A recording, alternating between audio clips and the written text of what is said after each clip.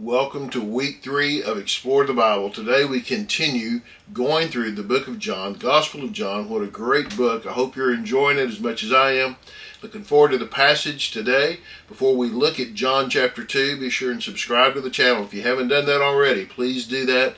Be sure and like the video, share it with other people, comment if you've got questions, if you've got thoughts, all of those. We'll answer those best that we can every week. So looking forward to looking through this book. Let's dive in. John chapter 2, verse 11 is where we start. So we have to remember that what's happened at the first of this chapter is the first recorded miracle of Jesus, where he has been at the wedding in Cana and turned the water into wine.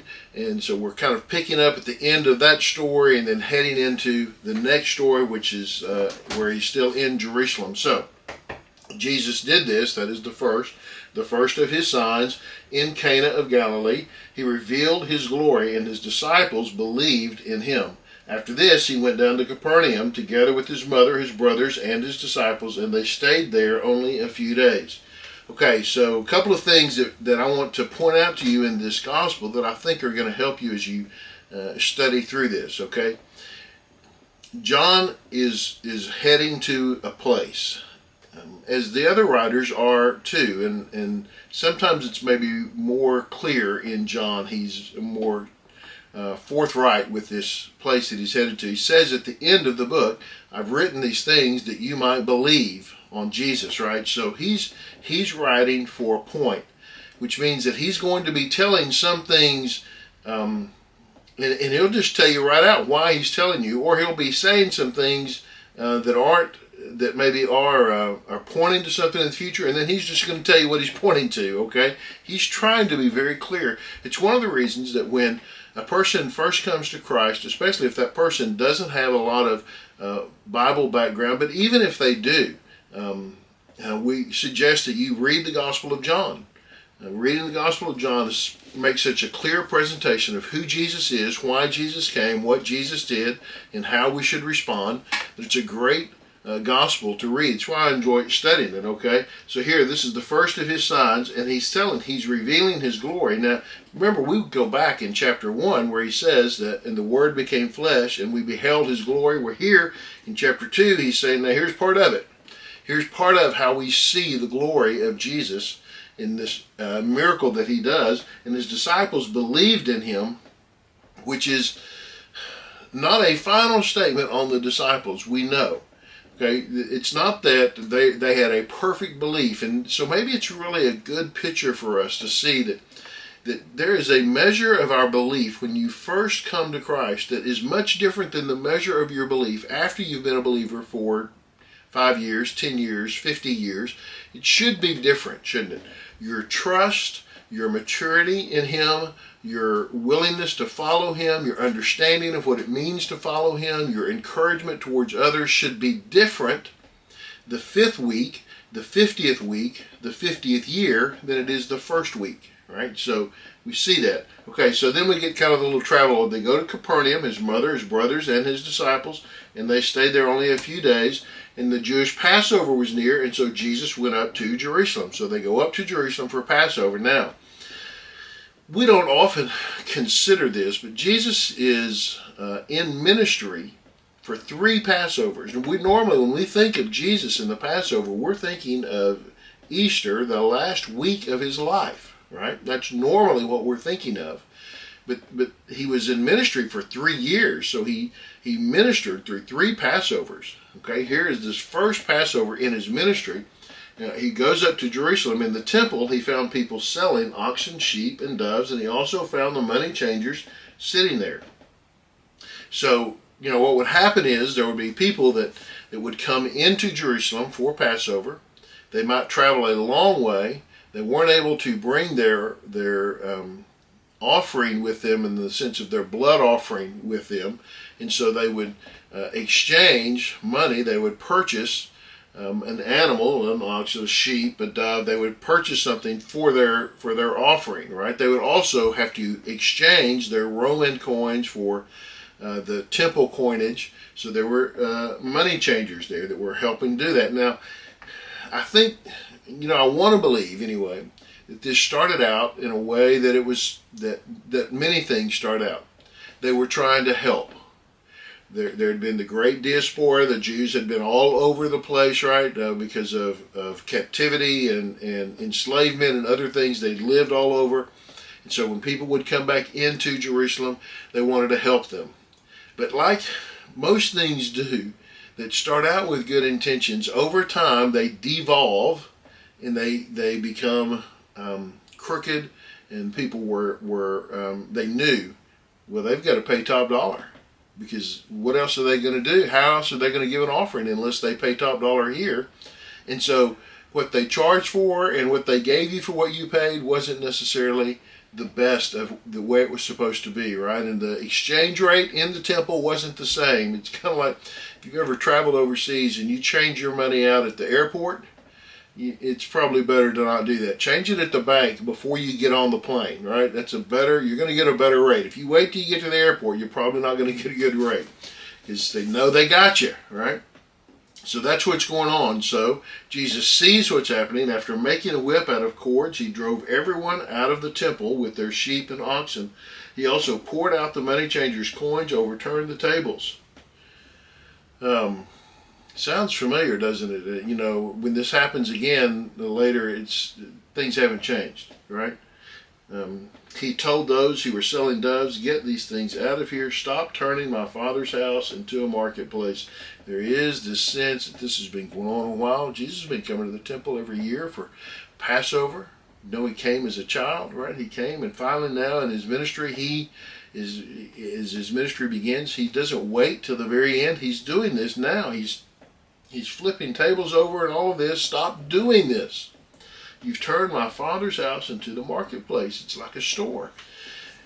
Now I'll say that, in my ministry time, I've seen people take this idea and they have applied it into the church and say you should never have a fundraiser in church and all of that. Let me just say, I don't think you can take this passage and go there. All right? But I will say that what happens there, Jesus is being very clear that what needs to be happening here is this is a place of prayer, and you can't pray here now because of what's going on, and especially because this would happen in the area where the Gentiles would go. Those people can't pray. And they might say, well, we're not doing it in there where all the real Jews go. We're just doing it out here where the Gentiles is, so who cares about them anyway? And Jesus is making a statement and doing this about that this is the Father is the Father of all the people, not just of the Jews, right? He is imploring worship from everyone, and they're not able to worship. His disciples remembered that it is written, "Zeal for your house will consume me." Okay, here's one of these clues, right? We can go back and see this quotation, right, and where this comes from, and know that we see that now applying to Jesus. But John's making it clear that there was a point where his disciples made this connection themselves. I'm not saying that it happened in that moment, but certainly they made this connection as they're trying to understand who Jesus is, and is he the Messiah, and they see a messianic passage, and they see this description of Jesus in this messianic passage, right? So the Jews replied to him, "Well, what sign will you show us for doing these things?" In other words, who do you think you are to tell us what to do? So Jesus answered, "Destroy this temple, and I will raise it up in 3 days." Well, therefore the Jews said, "This temple took 46 years to build, and you're going to raise it up in 3 days?" But he was speaking about the temple of his body. Okay, John's helping us out, right? He's helping us see these points forward, right? He says he was speaking about his body. You destroy it and I will raise it up in 3 days. So when he was raised from the dead, his disciples remembered that he had said this, and they believed the scripture and the statement Jesus had made while he was in Jerusalem during the Passover festival. Many believed in his name when they saw the signs he was doing. Okay, so I like this because it's kind of this clear thing that happens where when he was raised from the dead, his disciples remembered this, and then they believed. So you see, I told you that He's telling us what the end point is, right? Because he's taking us to a place, but he's also letting us know that his disciples didn't necessarily have the belief in the moment that they would eventually have when it really mattered, right? When all things came to a head. So they weren't there yet. But they did remember back these events after the resurrection. And in that 40-day period of time, even when they're visiting with Jesus, and these things are going through their minds, right? And they're asking these questions, and I'm sure that Jesus is bringing these things back to their memory and telling them, remember when, right?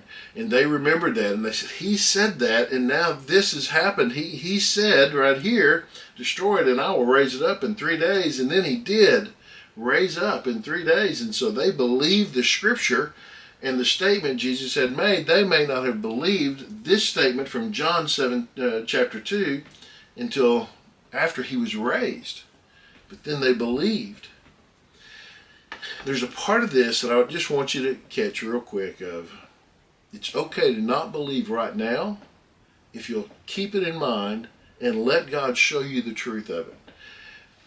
You can, and as we grow in our walk with him, we're more likely to trust his word, not because we've seen that particular word come true, but because we have seen others come true, and that tells us we can trust this one. He said he would do that, and he did it. He said he would do this, and he did it. He said he would do those things, and he did them. Therefore, he says he will do this. I believe he will, because he's never broken a promise. You see how that growth happens, and that was the disciples. When they see this and they remember the scripture, they believed the scripture then. They didn't understand the scripture. It didn't fit, but now we see. Now we see what he says. You should say here that this kind of tagline for John, while he was in Jerusalem during the Passover, many believed in his name when they saw the signs he was doing. There were many people who start following him and start thinking about him. Even then, though they may not have taken a stand necessarily publicly, maybe, one of these is, well, we'll see. Nicodemus, right? We'll see that comes full circle. Others. So part of this too is to say, just because you've shared with somebody today and they didn't trust the Lord, don't think that word will leave them. It stays there. And trust, maybe someday, keep being faithful, someday they'll believe. All right. Hey, I hope that's helped. Thanks for watching. Thanks for teaching. Those of you that are teachers, God bless you. Thank you so much for that. And I just want to ask you to be sure and subscribe. If you haven't subscribed, do that. Like the video, share it with others, comment, let me know what questions, thoughts you have, things that you see. We appreciate that all the time. We'll see you next time.